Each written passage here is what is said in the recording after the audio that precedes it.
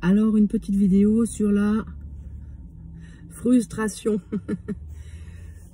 Quand on a l'impression d'être dans la boîte tout serré et que ce qui nous tient à cœur semble nous échapper.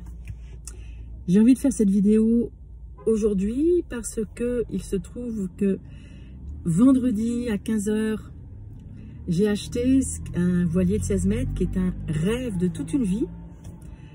C'est le 4e voilier que j'ai.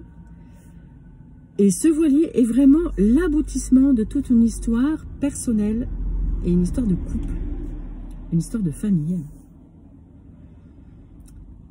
Et sur ce sujet de la frustration, c'est aussi le sujet de la persévérance que je veux évoquer là. La frustration a été une de mes immenses difficultés.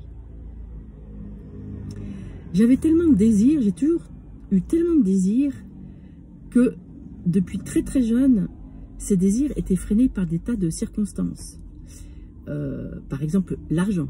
Pour arriver à faire telle chose, l'argent me manquait. Donc, ça me demandait d'avoir des petits boulots pour me payer notamment mon premier stage de voile, qui fait que j'ai... que là, j'en suis à m'acheter 40 ans après le voilier de mes rêves. Et puis, après, la frustration de ne pas pouvoir vivre, que ça soit partir au Népal, au Tibet, faire des grandes méditations, parce que j'étais maman de 4 enfants, je l'avais choisi, mais ça crée des frustrations. De ne pas pouvoir tout vivre. La frustration d'avoir une famille, d'avoir un mari, un compagnon de vie, qui fait qu'à chaque fois que tous ces immenses désirs étaient freinés, frustrés par mes autres engagements, c'est-à-dire mère de famille, épouse, les problèmes d'argent, le travail qui peut-être ne se développe pas comme j'aurais voulu, et surtout alimenté par le fait que la frustration est un de mes problèmes.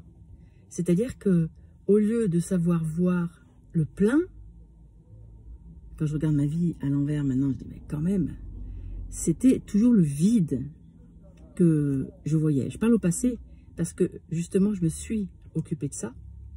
Je me suis occupée de ma frustration.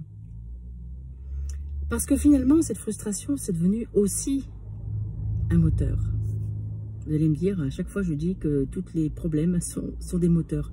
Oui, comment c'est devenu un moteur? Quand j'étais jeune, je voulais justement me payer des stages de voile. Le moteur, ça a été de me trouver des jobs, des petits jobs, pour accumuler l'argent pour pouvoir me payer les stages de voile. Qui finalement ont fait qu'à un moment, j'ai pu partir dans des voyages fantastiques à la voile. La frustration, par exemple, je citais la méditation, à mon école de yoga, j'avais toujours le sentiment que ça serait beaucoup mieux si j'allais méditer, partir 15 jours, 3 semaines, me débarrasser de toute ma charge de mère de famille.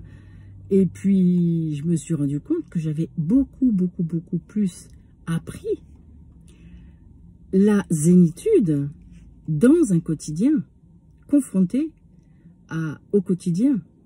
Et que j'ai appris à me poser, c'est d'ailleurs l'essence de ce que je transmets maintenant, pose-toi et tout va aller beaucoup mieux.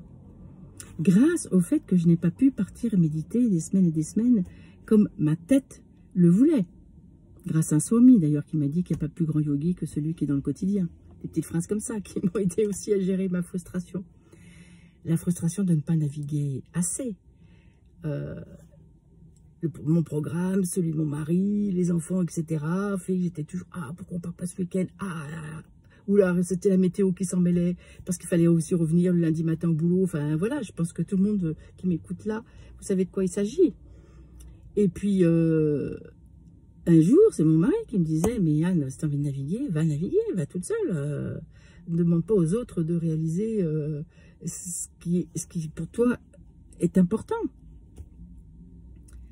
Et un jour, je suis partie toute seule. Et je suis partie toute seule, du coup, plusieurs fois 15 jours, plusieurs années de suite. Et d'avoir fait ça, ça m'a obligée à me prendre totalement en charge, à prendre totalement en charge ma frustration, à ne pas la remettre sur le dos de quelqu'un d'autre. Et du coup, ça a apporté par la suite des entreprises incroyables, comme l'année dernière où j'ai fait le skipper pour un catamaran de La Rochelle jusqu'au Panama. Et en prenant à bras le corps mes frustrations, je vois avec le temps, alors moi ça m'a demandé du temps. Et pour revenir au fait que ce bateau que je viens d'acheter, j'ai un plaisir que je n'aurais, je pense, jamais pu ressentir s'il avait été beaucoup plus facile à avoir d'emblée. Parce que du coup, ça représente toute cette persévérance. Ça représente d'avoir traversé les frustrations. Et ce qui m'intéresse là, c'est toi qui m'écoutes. Comment tu réagis à ça? Comment tu fais avec tes frustrations? Et étant donné que j'arrive à 60 ans, j'aurais bien aimé, je pense à 30 ans, pouvoir voir ma frustration d'un autre point de vue. À 30 ans, curieusement, nous avons l'impression que nous n'avons pas de temps devant nous. Et puis, à 60, eh bien, surtout si nous avons au moins préservé la santé, eh bien, 60 ans, on a encore la vie devant soi. Donc, à quoi ça sert d'être frustré? La vie devant soi.